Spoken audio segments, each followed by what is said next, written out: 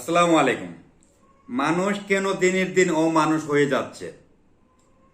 মানুষ নামের পশুগুলো ঢাকা কালিয়াকৈর গাজীপুরে নিজের সন্তানকে হত্যা করে, স্ত্রীকে হত্যা করলেন, শালিকাকে হত্যা করলেন, করে পালিয়ে গেছে গভীর রাতে।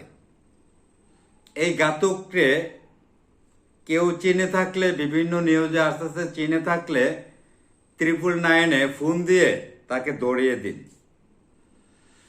তার 3টি সন্তানকে এই দুনিয়া থেকে বিদায় করে দিলেন।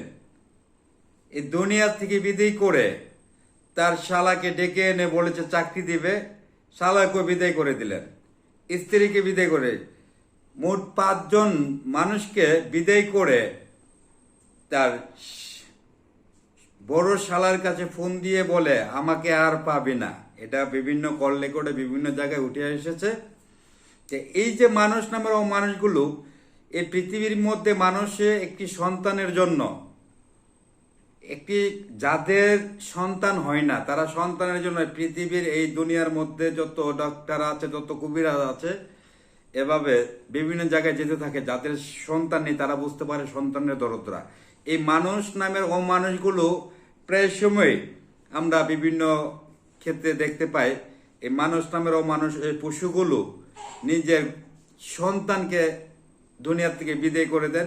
একটি তার যে সহধর্মীর সাথে বেশ কিছুদিন কাটিয়ে 3টি সন্তান এই পৃথিবীর মধ্যে এই দুনিয়ার মুখ দেখছে। দেখার পরে সহধর্মীকেও দুনিয়াতে পাঠিয়ে নিজের সন্তানকেও দুনিয়ার থেকে বিদায় করে দিলেন, শালেকে।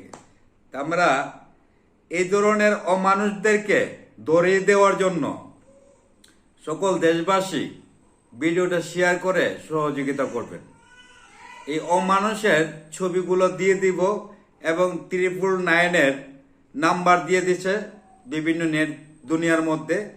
এই অমানুষটাকে যেখানেই দেখুক না কেন, দেখার সঙ্গে সঙ্গে 999-এর ফোন করে পুলিশকে অবগত করে তাকে ধরিয়ে দেওয়ার জন্য দেশবাসী সহযোগিতা করার জন্য আহ্বান জানাচ্ছি। আজকে এই 5টা মানুষকে সে একা, এই ঘাতক কিভাবে পারলো একা 5 জন মানুষকে দুনিয়া থেকে সরিয়ে দেওয়ার জন্য?